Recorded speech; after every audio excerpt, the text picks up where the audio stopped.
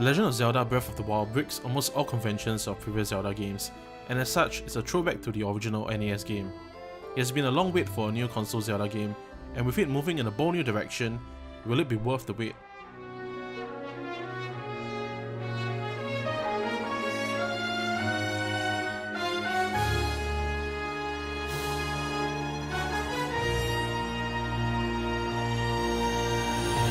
Zelda games used to follow a very fixed and curated progression.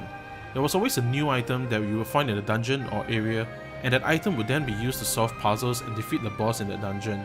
In that sense, Zelda games were becoming too predictable and in a way stale. The only reason why Zelda games remained so popular and well received came down to how well polished and designed those Zelda games were. The dungeons were so well designed that it helped to offset and disguise the staleness that the series was starting to show.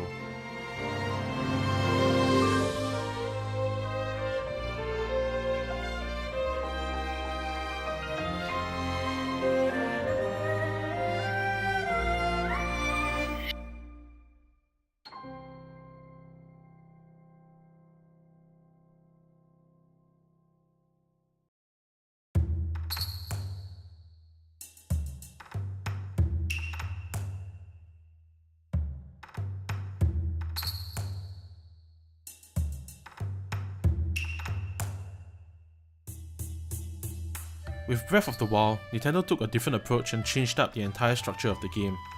Gone are the linear story progression and dungeon design. After the first hour or so, you get all the tools you need to embark on your new adventure in Hyrule, and if you so wanted to, you could immediately head off to face the last boss. There are still a series of mainline quests that you can follow, but the game does not limit or force you in any way, and the bulk of my time will just spend exploring the world in its entirety. This new approach that Breath of the Wild has taken really drives home the adventure aspect that Zelda games are so famously known for. My playthrough of the game will likely be quite different from another person's playthrough, and our experiences will be different as well, because of how the game is structured now. This made it feel like it was my own unique adventure that I was experiencing because of the almost limitless ways of progressing through the game. With this new approach, however, certain elements of what made Zelda so well known had to give way. With music, Breath of the Wild went for a much more subtle and organic approach. There isn't the familiar overworld Hyrule theme, and most of the music are ambient sounds of nature. Some fans will be missing the familiar jingles and music, but in this case I really feel like less is more, and the times where there are constant music playing in the background, it further accentuates the moment and makes the moment, not so much the music, that much more memorable. The next thing that has changed are the dungeons or lack thereof.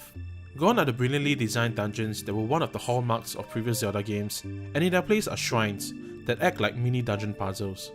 Each shrine often revolves around a certain theme for its puzzle, and felt like split up and more condensed versions of dungeons. Some of the shrines can be challenging, and would often require you to use a combination of your abilities to solve the puzzles. There are also combat shrines where you test your combat skills instead of puzzle solving ones, and while it provides a nice change of pace during the beginning portions of the game, these combat shrines didn't provide much of a challenge as you progress further and obtain stronger gear. The reward for clearing these shrines are spirit orbs, which can then be exchanged to increase your health or stamina. There still are the traditional style dungeons in the game, but they're nowhere near as intricately designed as previous installments, which is a shame.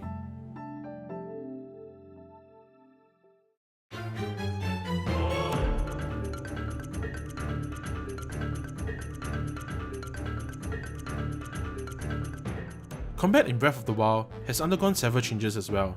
Link will not only be able to use a sword, but will also be able to wield a nice selection of weapons. They include two-handed weapons such as powerful hammers, big swords, axes, as well as the long-reaching and fast-hitting polearms. Each weapon type feels distinct and offers different advantages and disadvantages when dealing with different foes. The biggest change, however, is that equipment in Breath of the Wild will degrade with usage and eventually break.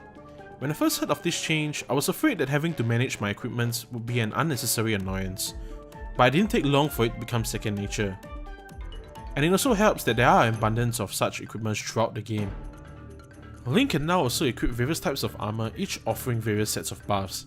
There are armor sets suited for various terrains, as well as armor sets that grant Link attack bonuses, making Breath of the Wild the closest it's ever been to being an adventure RPG. In terms of combat mechanics, Breath of the Wild has added parries and flurry rush. When timed correctly, Link can deflect or parry any incoming attack with his shield. Flurry Rush, on the other hand, happens when Link dodges right before an enemy attack, and when done correctly, Link can unleash a barrage of attack in slow-mo. It's nothing revolutionary, but it adds a nice layer of depth to combat.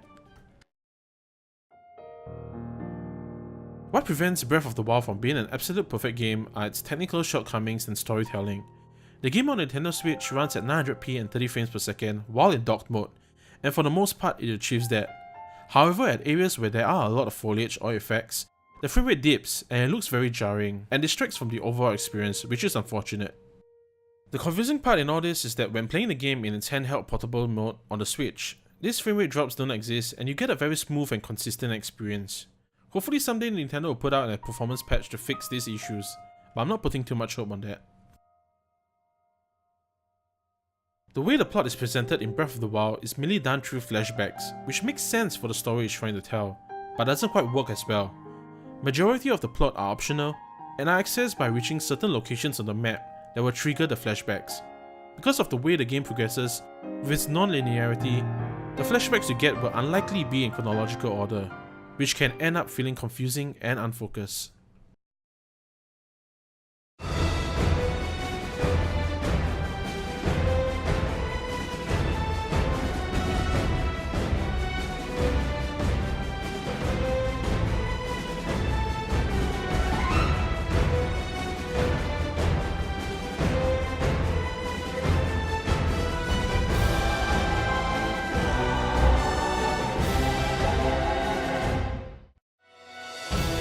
The Legend of Zelda Breath of the Wild breathes new life into one of gaming's most beloved and revered series by making bold new changes and switching up its formula.